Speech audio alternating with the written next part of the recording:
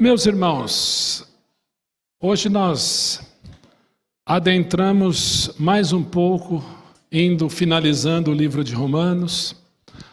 Desde o ano passado começamos no capítulo 1, semana passada vimos o capítulo 13 e hoje o 14, Deus permitindo os próximos domingos. 2 domingos encerramos o livro de Romanos. Eu já estou aí pensando mais para frente, né? A gente volta com sermões temáticos, mas pensando também num outro livro para a gente ir lendo, e é bom, né? Deus tem colocado no coração da IPBI ler a Bíblia, isso é muito bom. Ler a palavra em um ano, né? Ler a palavra na escola dominical, com sustância, como foi hoje de manhã, e também aqui nos momentos de culto também, lendo a palavra do Senhor e dissertando sobre a simplicidade e ao mesmo tempo a riqueza da palavra do nosso Deus. O livro de Romanos foi escrito, ou foi ditado pelo apóstolo Paulo, escrito por Tércio, que era o escritor, né? E nós vemos então o Espírito do Senhor guiando a Paulo para que essa palavra chegasse até você. Então Paulo não é o autor de Romanos, o autor de Romanos é o próprio Deus através do seu Santo Espírito. E Paulo, como todos os profetas, todos os outros livros da Bíblia, foi simplesmente a voz ou a boca do Senhor na redação desse livro maravilhoso que é o livro de Romanos. O capítulo 1, capítulo 2, capítulo 3 de Romanos respondem a muitas objeções que alguns irmãos estão tendo ao longo dessas primeiras semanas, esses primeiros dias de leitura da Bíblia. Né? Por que o pecado isso? Por que aconteceu isso? Por que as filhas de Ló fizeram o que elas fizeram? Então o livro de Romanos explica muita coisa, especialmente o capítulo 1. Os versículos 18 a 32, nós temos que ler com muito cuidado, porque tem bastante informação ali de como a humanidade vem se degradando ao longo da história, desde a queda, desde Gênesis 3 até os dias de hoje. Então, o capítulo 1, 2 de Romanos, até um pedaço do capítulo 3, mostra a corrupção do gênero humano, que o pecado atingiu a todos. Todos nós estamos num grande barco chamado pecado, todos nós. Gostando ou não, somos pecadores. E a maior prova de que pecamos é que a Bíblia diz que o salário do pecado é a morte. Esse dia chega. E nós não queremos pensar nisso, nós adiamos, chega para lá, mas a Bíblia diz que o salário do pecado é a morte. Então, Romanos 1, 2 e 3 mostra que somos pecadores. O capítulo 3 e o capítulo 4 vão mostrar a justificação, a solução de Deus para esse pecado que acometeu a todos nós. Então Deus provê o sacrifício. Lá em Gênesis, um inocente morre no lugar de pecador, dos pecadores, Adão e sua esposa, para cobri-los de pele. Eu sempre digo que não existia loja de peles no Éden. E quando eles foram expulsos de lá, piorou, não tinha loja mesmo. E eles não pegaram peles em árvore, porque pele não dá em árvore, dá em bicho.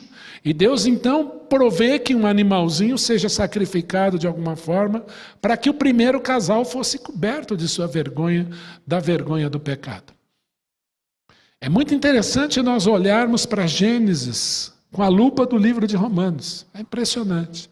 Porque existia uma árvore no meio do jardim chamada árvore da vida. Se comessem, perpetuariam a inocência. Deus deu a oportunidade do primeiro casal nunca pecar. O livre-arbítrio foi concedido ao primeiro casal, por incrível que pareça. E eles então foram para outra. Foram para a árvore do conhecimento do bem e do mal, e nós sabemos o que se desenvolveu depois daí.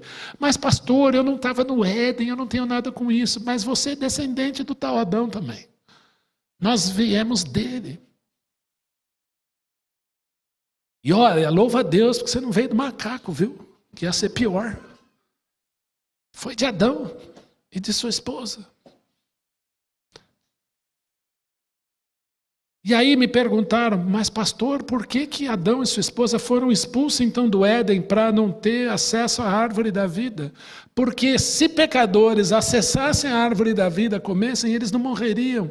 Eles perpetuariam aquele estado pecaminoso. Então a própria morte também foi livramento para que houvesse salvação.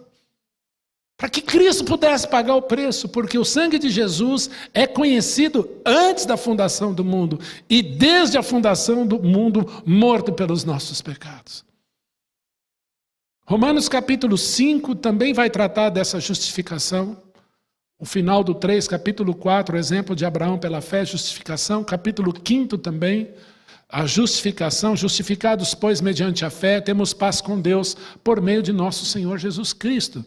Ou seja, essa justificação me deu livre acesso à presença do Pai. E na semana passada, nós, ao lermos Romanos, o capítulo 13, lemos lá, a ninguém fiqueis devendo coisa alguma, exceto amor. E aí no capítulo 5 de Romanos, olha como as coisas se interligam. Disse que o amor de Deus é derramado em nossos corações pelo Espírito Santo que nos foi outorgado. E aí eu fiz você repetir comigo. Eu sou uma fonte inesgotável de amor. E alguns, caramba, pastor, eu não posso dizer isso não, mas você é. Você é uma fonte inesgotável de amor, mas não é porque você é, porque Deus colocou o seu Santo Espírito em você para que esse amor transbordasse através de você. Misericórdia, a ponto de você orar pelas autoridades, que é o capítulo 13 fala logo no começo. E autoridades são essas autoridades que estão aí, não é da igreja não, é as autoridades superiores, magistrados e assim por diante. Então eu sou uma fonte inesgotável de amor. E o amor do Senhor por mim, que está lá em Romanos 5. Bom, mas nós lemos lá em Romanos 13 também que a noite vai alta e precisamos nos revestir das armas da luz. E o que são as armas da luz, a não ser o que está lá em Romanos capítulo 6? Ofereceis os vossos corpos a Deus, por sacrifício vivo, que está lá em Romanos 12, 1 também. Então nós temos a armadura de Deus de Efésios, e vocês estão craque em Efésios, estudamos, tivemos um intensivão de Efésios, estudamos a armadura de Deus com Marcos e comigo, né? Os jovens estudaram também. Por que estudarmos a armadura de Deus? Contra principados e potestades, para que possamos resistir no dia mau. Mas como é que eu posso lutar contra a carne? Com as armas da luz e me revestir das armas da luz. Porque quando Cristo chega, Ele chega para o seu pecado e diz, isso não convém para a obra que eu fiz na sua vida, meu filho, minha filha. E aí então avançamos em Romanos 7, o que não é santificação, eu não posso confiar em mim mesmo. Se tem uma pessoa que você não deve confiar, é em você mesmo. Renato Russo compôs uma música muito bonita que o 14 Bis gravou nos anos 80. Se você quiser alguém em quem confiar, a música é bonita, gente, mas a letra, confie em si mesmo. Não dá para confiar em mim mesmo. Quem acredita sempre alcança, depende. Alcança o quê, né? Essa é a grande pergunta. Então é complicado. Não confie em você. Nós nos traímos muitas vezes. Quantas vezes você achou que ia dizer Jesus te ama para alguém, né? E você queria pegar uma faca e ir na jugular do cidadão. Interessante, nós somos assim. Então não dá. E Paulo disse, o bem que detesto, o bem que prefiro, não faço, o mal que detesto, esse faço. Então quem pode me livrar disso, senão o Senhor Jesus e a sua obra na cruz? E aí nós adentramos no capítulo 8 de Romanos. Que lindo, que segurança, nenhuma condenação há para os que estão em Cristo Jesus. Quem nos separará do amor de Cristo? Será tribulação, angústia, perseguição, fome, nudez, espada? Porque eu estou bem certo de que nem a morte, nem a vida, nem anjos, nem principados, coisas do presente, nem do porvir, nem altura, nem profundidade, nem qualquer outra criatura pode me separar do amor de Deus, fonte inesgotável de amor, que está em Cristo Jesus, o nosso Senhor. E Ele colocou essa fonte de amor em você através do seu Santo Espírito. Nada me separa, nada me condena. Capítulos 9, 10, 11, Israel. Deus não mudou para com esse povo. E se Ele é fiel a Israel, Ele é fiel à sua igreja. Capítulo 12, Agora, até o capítulo 16, eu chamei de conselhos de um pai amoroso. É só conselho bom.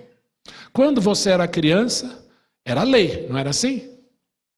Você vai dormir na casa do Marquinhos? Não faz bagunça. Vai no aniversário da Paulinha? Não põe o dedo no bolo na hora do parabéns. Não pega o baguete da mesa, dá na cabeça do seu irmão. E era assim. 10 horas em casa. Lei. Aí o tempo passa, você fica adulto. Não tem lei. Eu fico imaginando, então, a dona Terezinha lá com o Marquinho dando conselho amoroso. É conselho amoroso. Meu filho, vai devagar. Não corre. Avisa a hora que chega. A minha mãe, que está nos ouvindo aqui, ela assim, alerta de chuva. Cuidado. Conselhos de um pai amoroso. Romanos 12 até 16 é conselho do Senhor. Olha, vai por aqui, meu filho, é melhor. Como muitos pastores que já estiveram aqui diziam para nós, né? Eu lembro de um deles, João da Cruz Parente, ele dizia, a palavra de Deus existe para ser obedecida. Como é que eu faço, Senhor? Lê, está tudo lá. Senhor, tem aquele negócio, está lá, meu filho.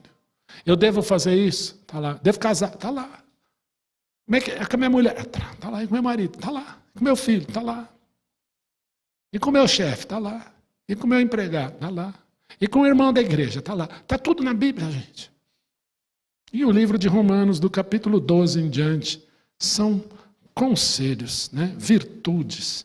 A minha nova vida em Cristo. Capítulo 13, a obediência, às autoridades e o amor para com o próximo. E agora nós vamos falar, capítulo 14. Vamos orar. Pai, nós te agradecemos pela tua palavra, que o Senhor nos ensine a tua palavra, e nós queremos te pedir, Senhor, em nome de Jesus, que o Senhor nos instrua conforme a tua vontade para a tua glória. Não a nós, mas a teu nome, Senhor da glória, essa noite, em nome de Jesus. Amém. Amém. Eu queria dizer para você que existe uma geração treinada para ser fraca. A geração de hoje, ela está sendo bombardeada, treinada para ser fraca. Por incrível que pareça. E nós, como igreja, precisamos lutar contra isso. Precisamos ensinar os nossos filhos a serem fortes. Estimular os irmãos uns aos outros a sermos fortes. Na fé, na palavra, no amor. Por quê? Há irmãos que têm fraqueza. Olha aí, versículo 1 do capítulo 14. Diz assim: acolhei o que é débil. Débil aí é fraqueza. O que é fraco na fé. Não, porém, para discutir opiniões. Um crê que tudo pode comer, mas o débil ou fraco come legumes. Quem come, não despreze ao que não come, e o que não come, não julgue o que come, porque Deus o acolheu. Quem és tu que julgas o servo alheio? Para o seu próprio Senhor está em pé ou cai, mas estará em pé porque o Senhor é poderoso para o suster. Um faz diferença entre dia e dia, outro julga igual todos os dias. Cada um tenha opinião bem definida em sua própria mente. Olha o Senhor chamando a sua igreja à liberdade. Quem distingue entre dia e dia, para o Senhor o faz. E quem come, para o Senhor come, porque dá graças a Deus. E quem não come, para o Senhor não come, e dá graças a Deus, porque nenhum de nós vive para si mesmo, nem morre para si mesmo. Porque se vivemos, para o Senhor vivemos. Se morremos, para o Senhor morremos. Quer, pois, vivamos ou morramos, somos do Senhor. Meus irmãos, eu não sei se isso vai te chocar. Jejum é algo extremamente pessoal. Ele beneficia quem faz. O jejum não é compulsório. Você tem que fazer, não. É a pessoa com Deus. E por favor, está fazendo, não conta para ninguém. É você com Deus. Jesus nos ensinou assim lá no Sermão do Monte. Lava o rosto, não deixa ninguém saber. E vai fazer o que você precisa fazer. Porque tem gente que vai comer, tem gente que vai não comer. Tem gente que prefere o legume, tem gente que vai já na carne daquele jeito e raspando a faca de cima a baixo. Está aqui, ó. Agora, se o seu irmão vai escandalizar, toma cuidado. Marcos, eu, alguns aqui, né? Nós, alguns irmãos fizeram um curso como evangelizar o povo judeu. Eles têm especificidades. Então você vai lá, né? Convidar o irmão Samuel Blindstein, que acabou de se converter para comer uma feijoada na minha casa. A gente não faça isso, ele não come carne de porco. Então toma cuidado. Deu para entender? É isso que o texto está dizendo, eu preciso cuidar do outro. Alguns julgam iguais todos os dias, outros não. Tem uns que domingo você não pode fazer absolutamente nada, para outro é o sábado, para outro é o sábado e domingo. E para outros todo dia é igual, o Senhor está falando aqui. Agora, a minha postura tem que ser para cuidar do meu irmão, para ele não se escandalizar. Porque eu não como para mim, eu não bebo para mim, é para ele, eu tenho que cuidar dele. Deu para entender? Isso é muito claro. Nós precisamos pensar no outro. Ah, pastor, é pecado churrasco, é pecado carne de porco, frango à cabidela? A resposta é depende. Se meu irmão vai se escandalizar, segura. A gente recebe em casa tudo quanto é tipo de gente. Recentemente recebemos uma judia, ela não comia carne. Aí soltei ela lá na feira, falei, compra a fruta que você quiser, legume que você quiser, vai lá. Aí ela fez lá os negócios e comia. Você quer? Eu falei, tá bom, obrigado, mas eu preciso de uma proteínazinha, eu gosto, né? E tudo bem, respeitamos. Tem algum problema? Não, de forma nenhuma. E é isso, é o cuidado com o outro. Olha como o texto continua aí. Que nós não vivemos para nós mesmos. Aquele que come, não julga o que come. E o que come, não despreze o que não come. Você reparou que tem duas palavras caminhando juntas aí? Julgamento e desprezo. Nós já falamos disso aqui quando falamos do amor. O desprezo, ele agride. A indiferença agride. Mas às vezes o julgamento também. E o Senhor não nos ensinou a julgar. A Bíblia fala, julgar todas as coisas, é verdade. Mas às vezes porque o irmão está comendo tal coisa lá, vamos julgar ele. Não, porque é isso. Não. Ore. A palavra do apóstolo Paulo aqui é de cuidado. É de discernimento. É pensar no outro. Porque Jesus morreu por isso. Versículo 10. Tu, porém, que julgas a teu irmão, e tu que desprezas o teu, olha aí, é uma censura aí, tanto julgamento como desprezo, são palavras que o Senhor não gosta muito não, e Paulo está censurando aqui. Todos compareceremos perante o tribunal de Deus, como está escrito, por minha vida, diz o Senhor, diante de mim se dobrará, todo joelho jurará, e toda língua dará louvores a Deus. Assim, pois, cada um de nós dará contas de si mesmo a Deus. A Bíblia fala de juízos, eu vou falar de dois. O primeiro está lá em 2 Coríntios capítulo 4 e também 1 Coríntios capítulo 3, a partir do verso 10, que é a palavra bema, pódio. Tivemos a Olimpíada lá o ano passado, né? Então o que é o pódio? Primeiro lugar, medalha de ouro, de prata, de bronze, assim por diante. Essa palavra é bema, tribunal é bema. Teve a corrida de São Silvestre aqui, né? Eles premiam desde o primeiro, acho que até o oitavo, né? Bastante gente ganha lá, tal, aquela premiação, porque correr aqueles quilômetros lá não é para qualquer um, né? O que é esse bema? Primeiro, coisa que eu preciso considerar, que o autor de boas obras é o Senhor. Deus o Pai. Ele já preparou as boas obras de antemão para que você andasse nelas.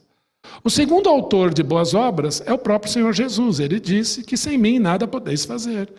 E o terceiro autor de boas obras, não por ordem de importância, mas apenas didática, Gálatas 5. O fruto do Espírito é amor, alegria, paz, bondade, né? E assim por diante. Toda aquela lista lá. Então o que sobrou para mim de coisa boa para eu fazer? Se não me submeter a Ele. Se eu sou uma fonte inesgotável de amor, é fruto do Espírito, irmão. Se eu sou uma fonte de virtude, é porque é fruto do Espírito, Jesus preparou. Se eu ganho almas para Cristo, é que Jesus preparou e fala, vai. Ele é o autor de boas obras. Então por que esse tribunal? O que eu vou fazer com as boas obras que ele pôs diante de mim? Vou negligenciar ou vou abraçar? Então tudo que você fizer, 1 Coríntios 3, 10 em diante, vai dizer isso. Tudo que você fizer para a glória do fundamento, que é Jesus, é ouro, prata e pedras preciosas. São coroas que você vai depositar aos pés de Jesus aquele dia. E eu sempre imagino as coroas de Paulo. Que Paulo vai falar, os Tessalonicenses estão aqui, os Filipenses estão aqui, os Colossenses estão aqui. Aquelas marcas são galardões que ele vai colocar aos pés de Jesus. E a Bíblia fala ouro, prata, pedras preciosas. Mas também a Bíblia fala de madeira, feno e palha. Porque você não fez para a glória do fundamento, mas fez para si.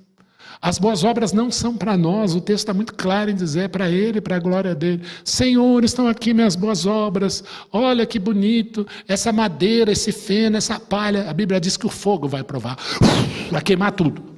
Vai, entra aqui, você está salvo, mas ó, isso aí não serve para nada não. Vai sobrar muita coisa não.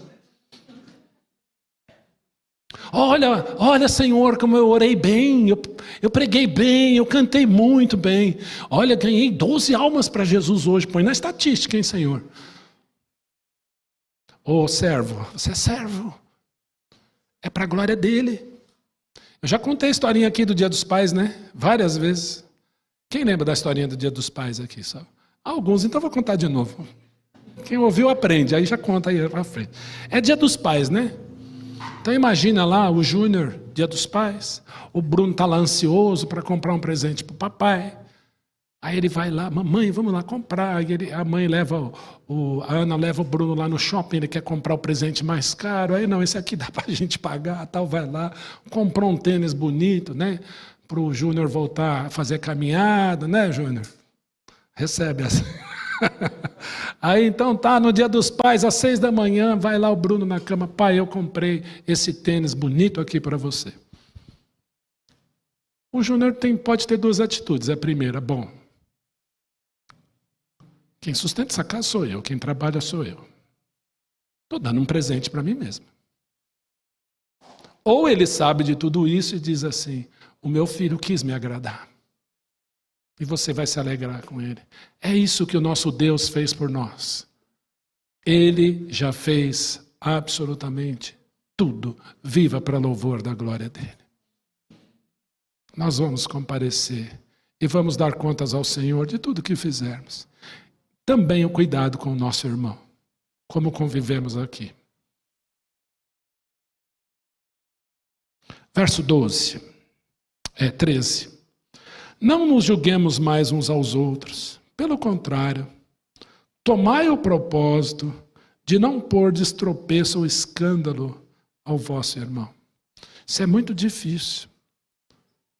Eu preciso trabalhar para que a minha vida não impeça meu irmão, minha irmã de ver a Jesus. Pelo contrário.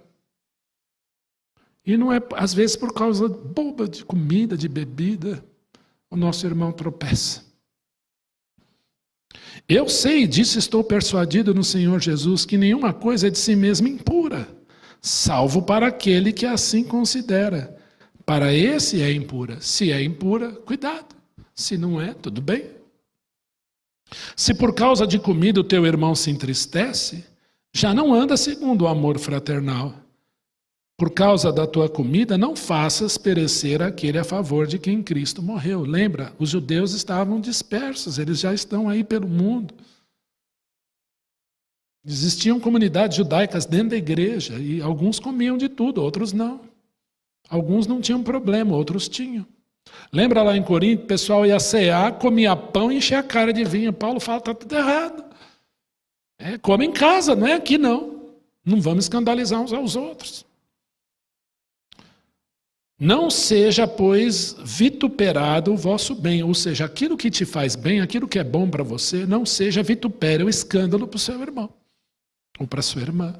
Porque o reino de Deus não é comida nem bebida, mas justiça e paz e alegria no Espírito Santo.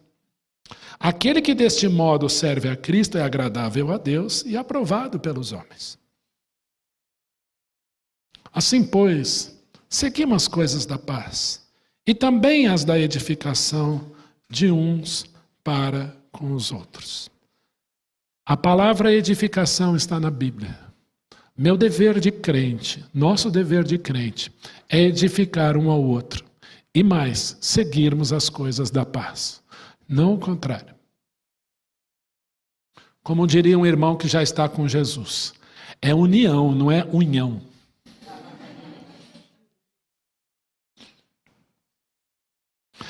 Não destruas a obra de Deus por causa da comida. Todas as coisas, na verdade, são limpas, mas é mal para o homem o comer com escândalo. É bom não comer carne nem beber vinho. Eu podia parar aqui, pronto. Né? É bom comer carne. Pronto, tá vendo? Não, mas olha aí. É bom não comer carne nem beber vinho, nem fazer qualquer outra coisa com que teu irmão venha a tropeçar, ou se ofender, ou se enfraquecer. Então toma cuidado. A fé que tens, tem-na para ti, mesmo perante Deus. Feliz ou bem-aventurado é aquele que não se condena naquilo que aprova. Mas aquele que tem dúvidas é condenado se comer, porque o que faz não provém de fé, e tudo que não provém de fé é pecado. Gente, esse texto é altamente, com L, alto com U, explicativo. Edifique o teu irmão. Aqui eu listei alguma coisa e eu comecei dizendo assim, que existe uma geração sendo bombardeada para ser fraca. Bombardeada para ser fraca. Que talvez não possa mais ouvir não. E o Senhor nos ensina que o não também é uma manifestação do amor. O mundo que enfraquece ou luta para enfraquecer uma geração. Querem ver? Uma inteligência artificial perguntar para você se você roubou ou não. Não é estranho?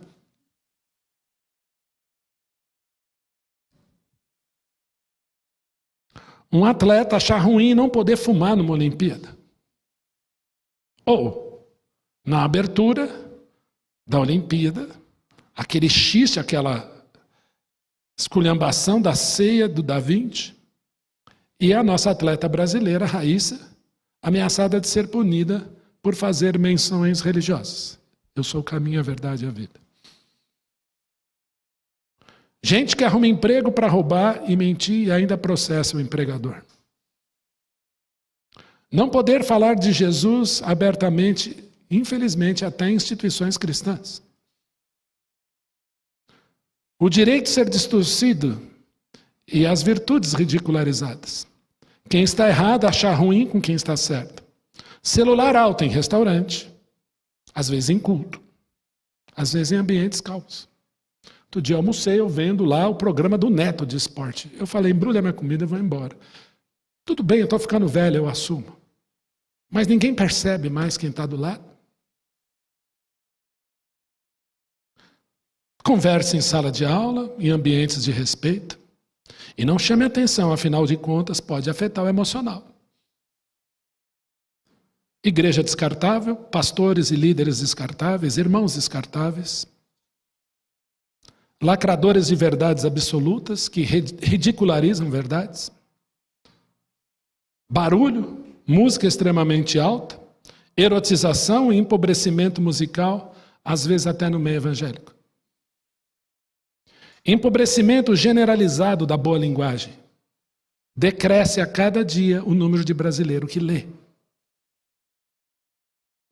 Pais, estão escutando? Pais que não ensinam seus filhos o que é respeito, boa tarde, bom dia, boa noite, dá licença, Silêncio, desculpa. Pessoas que não respondem, eu ignoro. Eu fui ovelha do reverendo Eudes muitos anos. Eu nunca deixei meu pastor no vácuo. Toda vez que ele me chamou, eu fui. Lixo em todos os lugares, menos onde deveria estar, que é no cesto do lixo. Pessoas que fazem pergunta e a hora que você vai responder não ouvem mais a resposta, começa a falar. Comportamento iníquo, distinção de pessoas, 2 pesos, 2 medidas. Exigir muito sem dar nada em troca. Eu quero batizar, eu quero casar, mas eu não quero crer nem pertencer ao seu Deus. Pet ser tratado como gente e gente como bicho. Cachorro no carrinho de bebê e criança na coleira. Eu vi isso, me escandaliza. Desculpa. Mas tem até pet com nome bíblico. Estou no parque lá, Davi, eu procurando a criança, era um chihuahua. Bandido solto, cidadão preso, parcialidade nos julgamentos, não se pode falar mais nada, nem brincar, tudo é proibido, tudo é fobia, tudo é preconceito. Meus irmãos, a humanidade está chata, está fraca. Democracia é concordar com o erro e ir com a opinião da maioria. Polarização, convicções políticas radicais que nunca experimentaram, vivenciaram em nenhum canto do mundo. Pessoas que se acham deuses acima dos demais. Apocalipse é linguagem figurada ou conto de fadas. A segunda vinda de Jesus é uma lenda. Você não pode ter convicções bíblicas e quem não as tem ataca como se tivesse. Falta de humildade das pessoas que nunca frequentaram um seminário, nunca atenderam pessoas, nunca enfrentaram dificuldades, nunca administraram uma igreja e se intitulam apóstolos. Eu tenho dificuldade com isso. E agem como tal. A humanidade está no caminho reverso, não só no amor se esfriando, mas em si mesmada, como está escrito, amantes de si mesmos. O que você come, meu irmão, o que você bebe, não deve ser um impeditivo para que seu irmão ou irmã veja ou esteja mais perto de Jesus. O dia de hoje, o domingo, o sábado, o feriado, o Natal, o Ano Novo, a Páscoa, finados, dia de ação de graças, dia da reforma, dia do trabalho, não deve ser impeditivo para que seu irmão veja ou esteja mais perto de Jesus. O que você acha, o que você sente, o que você julga, o que você diz, as suas convicções pessoais, não devem ser o impeditivo para que o seu irmão ou a sua irmã esteja mais perto de Jesus. Há irmãos e irmãs que são mais fracos e mais sensíveis. Qual é o nosso papel? Devemos cuidar deles, para que eles vejam e estejam mais perto de Jesus. Esse é o nosso papel. Há irmãos e irmãs que são sensíveis. Precisamos cuidar deles. A Bíblia não fala para nós ampararmos os fracos. Eu fui pregar em 1997, né, uma igreja batista lá em Batatais. Fui pregar lá. Pensa num lugar quente. Quando você usa aquela expressão, a batata assou, agora eu sei de onde vem, porque Batatais estava muito quente. E eu queria pôr uma bermuda. E o pastor disse assim, Pastor Ion, por favor, não põe bermuda. Nós vamos fazer algumas visitas, vá de calça. Amém, irmão? Vamos lá. Cuidado. Isso pode escandalizar o mais fraco. Na minha casa, eu fiquei hospedado lá. Fique assim, não tem problema. Mas na rua, não. Tudo bem. Era o costume local. Entende? É o cuidado. Falamos já aqui da humildade de Cristo. A palavra humildade em hebraico é aquele que se curva. Que Deus é esse que se inclinou para mim? Em grego é o que vem da terra. Que Deus é esse que pisou nessa terra? O cuidado de Cristo. A Bíblia diz, quando sou fraco, então é que sou forte. Todos nós temos as nossas fraquezas. Mas eu queria terminar com Isaías capítulo 40. Eu vou pedir para o Rogério dar uma força aqui. Rogério, Isaías 40.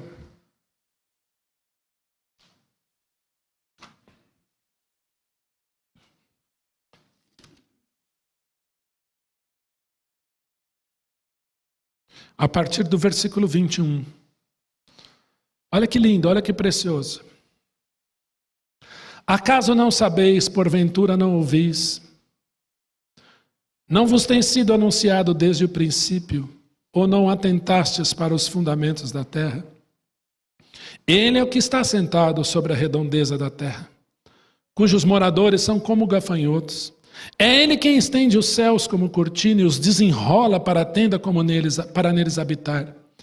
É ele quem reduz a nada os príncipes e torna em nulidade os juízos da terra. Mal foram plantados e semeados, mal se arraigou na terra o seu tronco. Já se secam quando um sopro passa por eles e uma tempestade os leva como palha. Quando eu olho para essas palavras, eu tendo a dizer, eu sou fraco também, eu não sou nada. Versículo 25. A quem, pois, me comparareis, para que eu lhes seja igual, diz o santo? Levantai ao alto os vossos olhos e vede, quem criou essas coisas? Aquele que faz sair o seu exército de estrelas, todas bem contadas, as quais ele chama pelos seus nomes, por ser ele grande em força e forte em poder, nenhuma só vem a faltar. E aí vem a reclamação que Israel fazia. Por que, pois, dizes, ó Jacó, e falas, ó Israel, o meu caminho está encoberto ao Senhor e o meu direito passa despercebido ao meu Deus? Deus não me ouve mais, Ele não sabe mais, o meu caminho está encoberto para Ele, Deus me abandonou, Deus não me atende mais. Eu entendo que há vários tipos de fraqueza aqui, mas eu queria falar que às vezes nós sentimos fraqueza. O apóstolo Paulo sentiu fraqueza e clamou 3 vezes ao Senhor. E o Senhor disse para ele, Paulo, meu filho, a minha graça te basta. E aí ele conclui, quando eu sou fraco é que eu sou forte. Será? Versículo 28. Não sabes, não ouvistes, que o eterno Deus, o Senhor, o Criador dos fins da terra, não se cansa, nem se fadiga, e não se pode esquadrinhar o seu entendimento. Ele faz forte ao cansado, e multiplica as forças ao que não tem nenhum vigor. Já falei isso muitas vezes aqui, vou ser repetitivo, mas é para você não esquecer. Aprendemos logo criancinha, todo número multiplicado por 0 dá 0. Se eu multiplicar 1 milhão por 0 vai dar 0. Mas a matemática do Senhor ela é totalmente diferente. Ele faz forte ao cansado e multiplica as forças do nada a quem não tem nenhum vigor e faz essa força acontecer.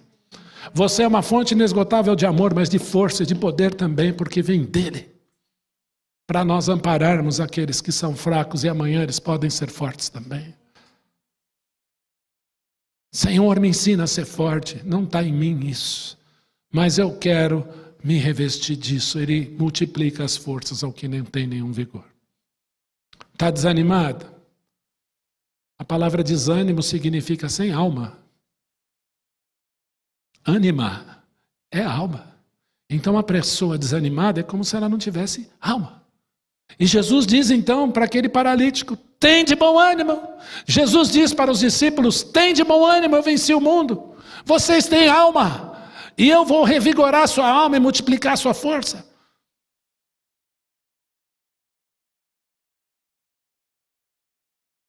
Os jovens se cansam, e os moços, de exaustos, caem. E eu queria terminar com esse versículo 31, maravilhoso. Essas palavras não são minhas, mas eu vou tomá-las para mim. Quer fazer isso comigo? Vamos lá?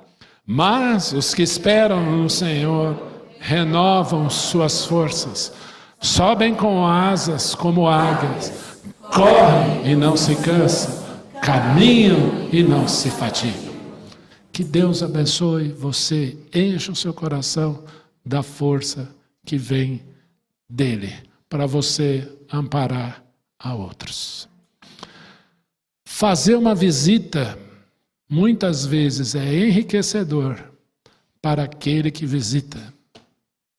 Que interessante.